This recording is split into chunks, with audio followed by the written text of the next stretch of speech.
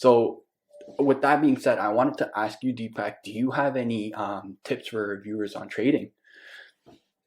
Yeah, thanks, Ed. So, obviously, we saw a lot of market weakness throughout the week last week, and I feel like a lot of beginning traders were kind of caught off guard and they didn't really know how to manage their trade. So, I did want to go over a few concepts that new traders should especially be aware of, just so that they can limit their risk, right? So, I want to first start off by differentiating between market orders, limit orders, stop market orders, stop limit orders, and then trailing stop market and trailing stop limit orders.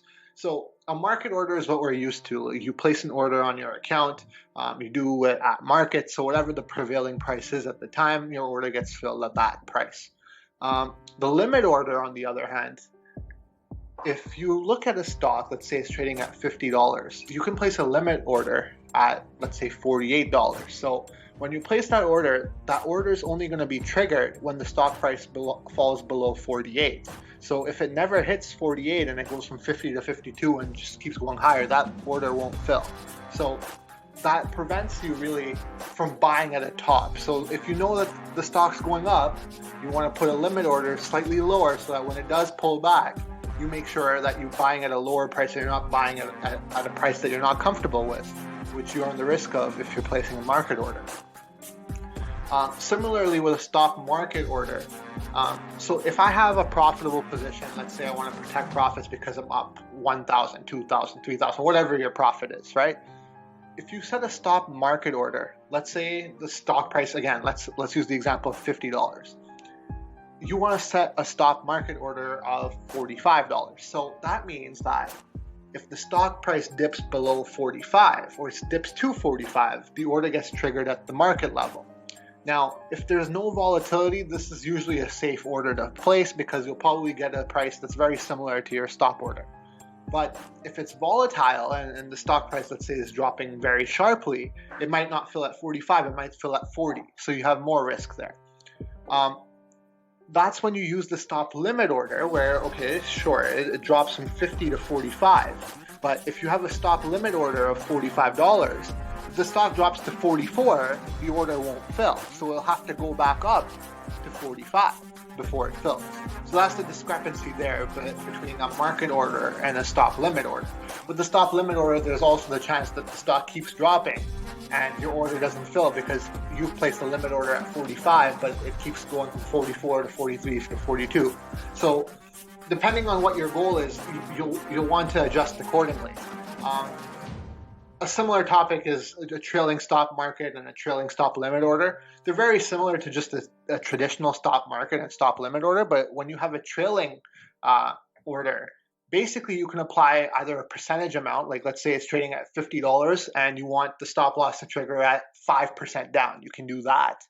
Or you can set a dollar amount, like $5. So if it, again, dips to 45, then that order will trigger. But the key difference to note with a trailing stop market and a trailing stop limit order is that as the share price continues to rise, that $5 threshold or that 5% threshold will move up along with it. So if the stock price rises from $50 to $55 and you've set a stop limit order at $5, what's going to happen is instead of being from 50 to 45, because the stock price rose to 55, your limit order actually moved up to 50. So that's the difference. So as the trade becomes more and more profitable, that level keeps sliding higher and higher. And that's a good way to protect profits, right? Because if the stock's benefiting and it keeps going higher and higher, you have more profit that you want to protect. So by implementing this trailing stop market or trailing stop limit order, you're sliding up the threshold along with your trade. So you're better able to protect profits that way. The other two things that I wanted to talk about are position sizing and how to scale into a position. So position size position sizing is very important, especially for someone who's a short-term trader, either a day trader or someone who just doesn't want to hold the stock for too long, right? When you're position sizing, you want to have a target loss amount set. Like this is the maximum you're willing to lose. Like let's say I go into a trade and I'm like, okay, my maximum loss that I'm willing to tolerate is $500, let's say, right? And the current stock price is $50 per share. Looking at the chart, if I know that the next support level for that stock is at $45 a share, I can say, okay, I want to take a position size of 20 shares so that if it drops from $50 to 45, that's a $5 per share drop times 20 shares. So then you're going to reach your target loss, right? So that's basically how you want to set your position size according to the maximum amount of loss that you're willing to take. With regards to scaling into a position, this is more for when I want to take a long-term approach to a stock. Whenever I want to buy something, I go in with a 40% initial buy-in. So if my target position size is $1,000, let's say, I'll only buy $400 to start off with. And then I scale in with a 20% ratio. So like if I see a 15% drop in the share price after I've bought, then I'll buy 20% more. And if it goes down 15% again, I'll buy 20% more until I reach my target goal. If it doesn't come, then that's fine. Then I'm going to stick with my 40% max buy-in. So that's how I scale into a position, and that's also how I scale out of a position. But I think these tools are really important, especially for new investors to be aware of, because they can really help you to A, limit losses, and B, protect profits. And really, the way to win in the stock market is to keep your losses small and your winners large, right? So you need to be aware of these tools when you are in these sort of positions to make sure that if you are in a profitable position, you make sure that you keep some of the profits. And if you are in a losing trade, you don't let it continue to bleed out. You want to limit that loss so that you protect your capital. So I think these tips in general can be very helpful for new traders, and it'll help ensure that they don't really let their capital get away from them. So I think this was really important to discuss here. Yeah, so I wanted Yeah. to ask you, as we will discuss crypto trading later on in the episode. I wanted to ask, could these strategies on basing your position apply to the crypto market as well, or is it just general advice for stock market trading?